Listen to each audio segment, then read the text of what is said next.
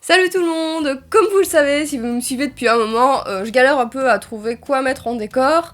Ça fait un moment que je change un peu, j'ai changé pour Halloween, j'ai changé pour l'automne, j'ai changé plusieurs fois. Mais à chaque fois c'est des décors saisonniers et qui durent pas dans le temps. Et il faut avouer que c'est un petit peu chiant et que ce serait bien que j'ai quelque chose d'intemporel que je puisse garder tout le temps, quitte à changer quand même si j'ai envie de faire autre chose de temps en temps.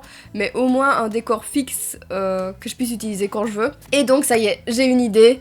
Enfin, et je vais donc la mettre en application aujourd'hui avec vous dans cette vidéo, ou en tout cas ce sera une semi-idée parce que ça va pas suffire à faire tout mon décor et j'ai d'autres idées en tête mais plus compliquées à faire. Donc c'est parti, je vais vous expliquer tout ça. Moi ce que je compte faire du coup c'est une toile avec mon logo que je vais reproduire en plus gros sur une toile, et donc il va me falloir une toile, celle-ci c'est une 30 par 40 cm, donc ce sera parfait pour la positionner ici derrière moi. Ensuite il va me falloir donc mon logo évidemment qui est juste là pour vous abonner si vous avez envie, si c'est pas déjà fait.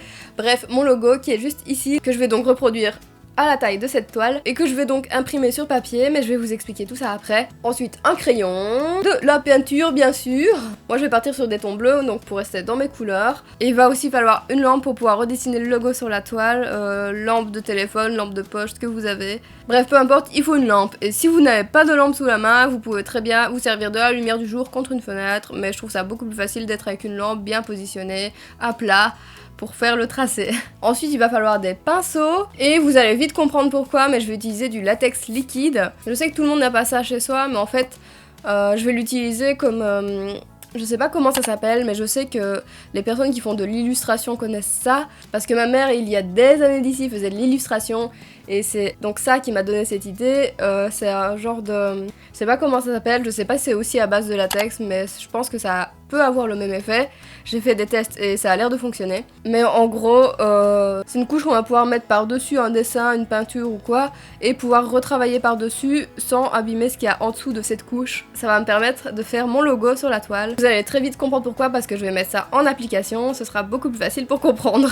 Et donc c'est parti, je prends mon logo que j'enregistre en gros format pour que ce soit assez grand en termes de pixels pour être imprimé et mis sur une toile. Sachant que la toile que j'ai choisie, donc 30 par 40 cm, équivaut environ à 2 feuilles A4, ce qui est plutôt cool pour découper le logo simplement en deux et le positionner sur la toile. Et donc voilà, je viens découper mon logo en deux parties. Il faut être précis au pixel près pour pouvoir assembler ensuite les deux parties. A savoir que quand on imprime, ça laisse une bordure blanche autour. En tout cas sur mon logiciel, je ne peux pas enlever la bordure blanche à moins d'imprimer sur du papier photo, mais ça risque de mettre beaucoup trop d'encre sur un papier normal, donc je ne peux pas. Donc voilà, j'imprime avec une bordure blanche qu'il va falloir découper ensuite. Alors, une fois que c'est imprimé, je vais venir découper la bordure blanche avec un cutter. Attention, plus jeune d'entre vous, de ne pas vous couper, faites-vous accompagner d'un adulte. Donc je viens placer ma règle précisément et je viens couper.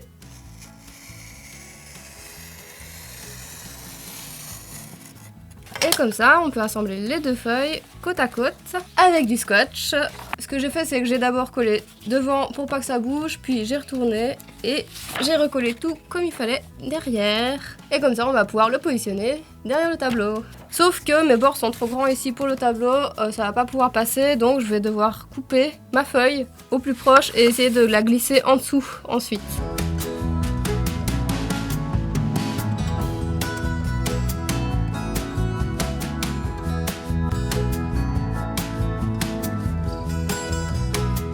Bon, j'ai laissé quelques bords pour que ça tienne dans le cadre. Par contre, il y en a encore trop, donc ça peut pas se glisser entièrement, donc je vais recouper encore un petit peu. Et voilà, une fois que c'est découpé, ça passe dans le cadre. J'avais préalablement tracé des petites lignes pour bien centrer mon modèle. Faites selon votre modèle, bien sûr. Donc voilà, une fois que votre modèle est bien placé selon vos envies, il n'y a plus qu'à scotcher tout ça au dos. Et voilà, une fois que votre modèle est donc collé sous votre cadre, on va pouvoir passer au tracé. Donc j'ai placé là mon cadre sur deux classeurs, sur deux vieux classeurs pour le surélever et pour pouvoir glisser la lampe en dessous. Et comme ça, la lumière en dessous va pouvoir faire ressortir mon modèle sur mon cadre et je vais pouvoir donc tracer le crayonné sur ma toile.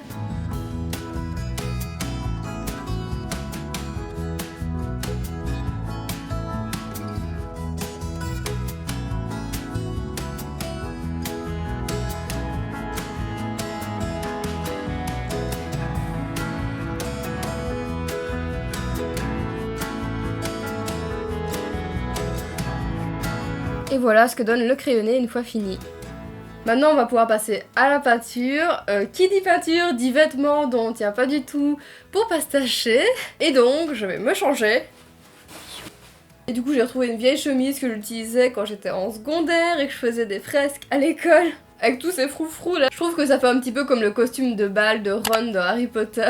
Donc voilà, maintenant je vais peindre mon logo en blanc. Le but étant que le logo ressorte en blanc avec un fond dans les tons bleus. Donc ça va donner plus ou moins l'inverse de mon logo d'origine. Enfin voilà, c'est parti donc pour la peinture blanche.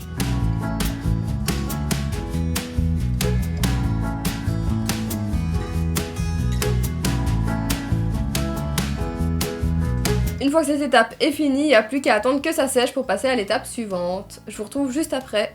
Voilà, maintenant que le blanc est sec, je vais pouvoir passer à la suite. Vous vous demandez peut-être pourquoi j'ai mis du blanc alors que la toile est blanche. C'est parce que la toile est trop transparente et que j'ai vraiment envie d'un effet peinture et pas juste de voir la toile. Et donc voilà, maintenant que j'ai mis le blanc, je vais pouvoir mettre le latex par-dessus pour protéger le blanc et ensuite mettre de la peinture par-dessus le latex. Je vous avoue que c'est l'étape qui me fait le plus flipper. Je sais que la technique marche, je l'ai testée par avance, donc vous pouvez reproduire cette technique si ça vous chante, mais c'est vraiment en termes de précision, j'ai envie d'avoir des lignes bien faites et ça va être coriace avec le latex. À savoir que si vous utilisez la même technique que moi avec du latex, le latex colle à mort au pinceau, etc. Donc ça peut bousiller les pinceaux. Ou alors il faut les laver très vite et bien enlever tout le latex et pas le laisser sécher. Sinon les pinceaux ils sont morts. J'imagine que si vous avez un produit plus fait pour ce genre de choses, comme le produit dont je vous parlais en début de vidéo, que les illustrateurs et illustratrices utilisent, ça sera sûrement beaucoup mieux. Moi j'ai fait avec ce que j'avais chez moi, voilà. Donc c'est parti, je vais m'y mettre. J'espère que je vais pas foirer.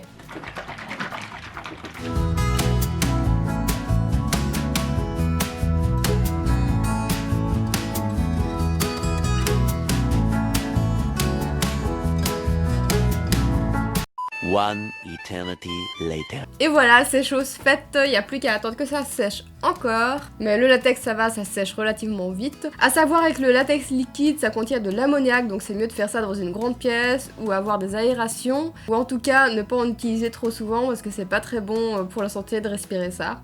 Voilà, c'est chose dite. Donc maintenant je vais attendre que ça sèche et puis je vais passer donc à la peinture. Ça va être la meilleure partie. Ah non, la meilleure partie c'est la fin. Mais bon, bref, je vais passer à la peinture. Et donc pour ce faire, je vais utiliser des pinceaux de tailles différentes. J'ai envie de prendre des gros pinceaux. En fait, j'ai décidé de partir sur plusieurs nuances de bleu qui vont aller dans plein de sens différents sur la toile. Ça va être cool. J'espère que ça va bien donner, je sais pas, on verra bien. J'ai imaginé le résultat dans ma tête, on verra si ça donne pareil que dans ma tête.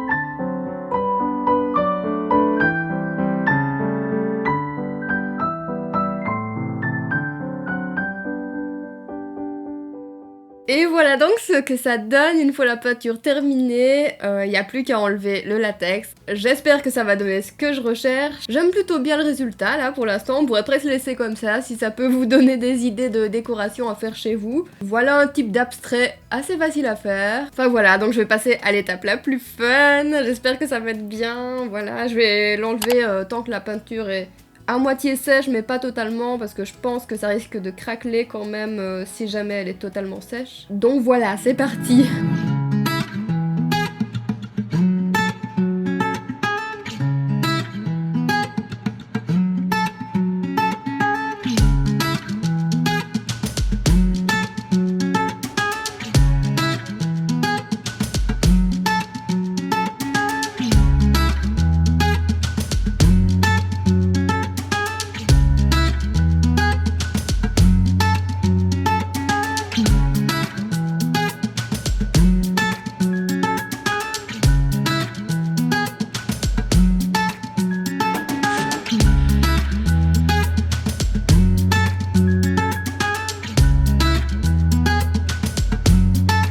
voilà, donc en enlevant le latex, toute la peinture qui était par-dessus s'est soulevée en craquelant, ce qui est logique. Quand j'avais fait mon test, j'avais une couche de peinture beaucoup plus fine, donc forcément ça avait moins craquelé.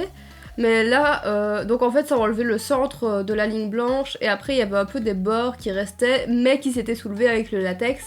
Donc ce que j'ai fait, c'est que j'ai terminé de les enlever avec la pince à épiler, en frottant avec le petit bout plat de la pince, tic tic tic sur tous les bords. Et comme ça c'est parti, et du coup mon logo est bien ressorti. On le voit plutôt bien. Donc je suis plutôt contente. Mais par contre, vu que la couche est assez épaisse au niveau de la couleur, il y a quand même une différence entre le blanc et le reste. Et il reste quelques petites traces de crayon qu'on voit sous le blanc. Donc je vais repasser une couche de blanc par-dessus tout ça. Et ensuite je vais peindre le bord de ma toile avec ma couleur la plus foncée. Et puis comme ça, la toile sera finie. Sinon ce que je pourrais faire, au lieu de repasser le blanc, à part sur les endroits où il y a les petits bouts de crayon, etc. Ce que je pourrais faire c'est mettre un vernis, mais je n'en ai pas. Peut-être que j'en mettrai un jour, mais là en attendant je vais toujours mettre du blanc et la laisser comme ça. Et si je trouve un vernis mat, parce que je ne veux pas de reflets sur mes vidéos, si je trouve un vernis mat qui convient, peut-être que j'en mettrai, et sinon elle restera peut-être comme ça, on verra bien. C'est pas obligatoire de mettre du vernis sur une toile à l'acrylique, mais ça peut avoir un joli rendu, et là pour le coup avec la technique que j'ai utilisée, je pense que ça peut être pas mal pour fixer tout ça, et pour éviter que toute la couleur craquelle au fur et à mesure. Enfin voilà, donc c'est parti pour la dernière couche de blanc et le bord, et puis ce sera fini, oui.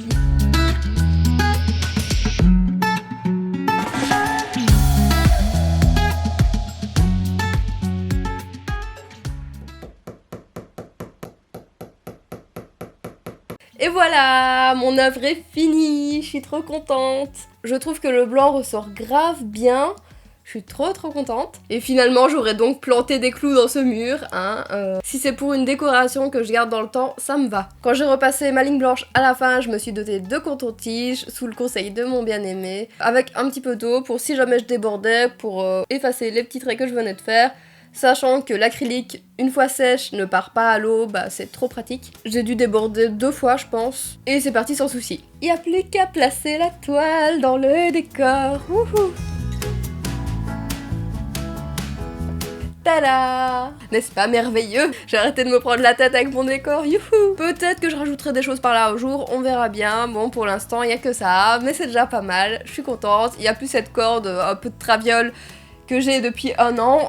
C'est beaucoup plus beau comme ça, wouhou! Et tiens, en parlant de logo, vu que ma toile représente mon logo, je vous en parlerai dans l'une de mes vidéos sur se lancer sur YouTube, parce que je vais faire un point logo dans cette série de vidéos où j'ai sorti une vidéo pour l'instant. La suite est à venir. Sinon, pour la semaine prochaine, j'imagine que je vais vous retrouver avec un sujet plus sérieux. Je suis pas encore sûre, je vais bien voir. Mais il y a des chances que ce soit un sujet un peu moins futile. Et voilà, ce sera tout. J'espère que vous avez aimé cette vidéo. N'hésitez pas à me laisser un petit pouce positif si vous avez aimé, à vous abonner si c'est pas déjà fait, à commenter, etc. etc. Vous me direz si ça vous a inspiré et si vous avez envie vous aussi de faire vos propres créations, vos propres décorations. N'hésitez pas d'ailleurs si vous créez des choses à me taguer sur les réseaux sociaux, hein. Je serais trop curieuse de voir. Et donc voilà, ce sera tout. À vendredi prochain à 18 h pour une prochaine vidéo. Salut!